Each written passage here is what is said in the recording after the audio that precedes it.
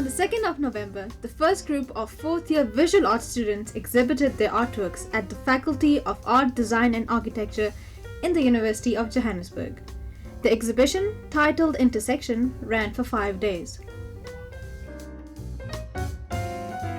When we have a look at the notion of intersection, it's where more than one object or set of ideas meet. And it's in that very intersection that the interest starts to happen.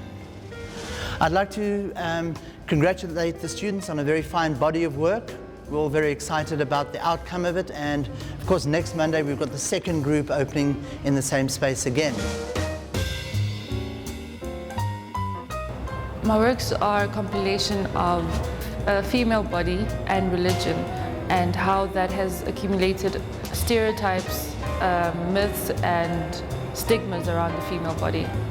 In one of my artworks I have words written into it because it's almost like they embed or they embroid labels into this female's body, and she has to wear that around her. She has to carry that with her everywhere she goes. I use calico for the majority of my work. I know a lot of people think I use real blood in some of my work, but I did not.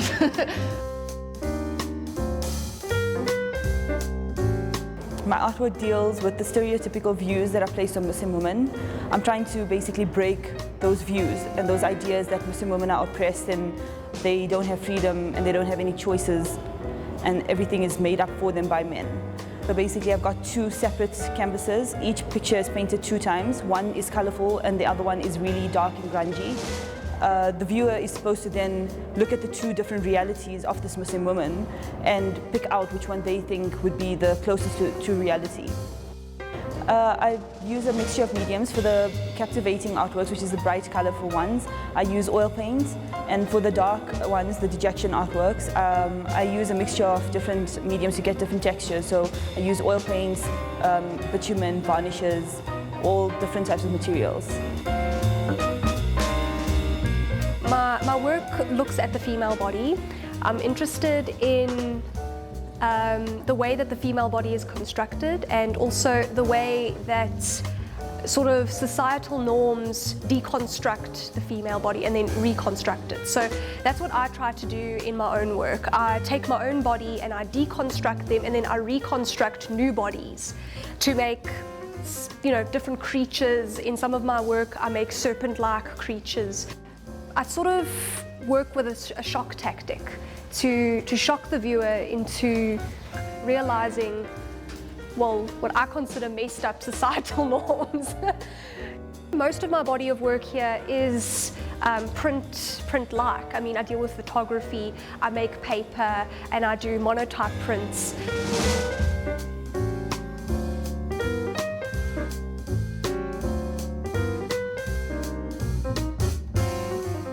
My artwork is about experiencing objects and things that we encounter every day in a different light. I make all these objects that I have here are dysfunctional, so they don't work in the normal sense. I was interested in the pattern of the bathroom. I was in my bathroom one day and I was really intrigued by the drain plug. So I did a big painting. I felt like that wasn't enough. So I decided to actually make the objects and make sections of the bathroom. And then I just started playing around with how people will interact with them differently and how they become dysfunctional.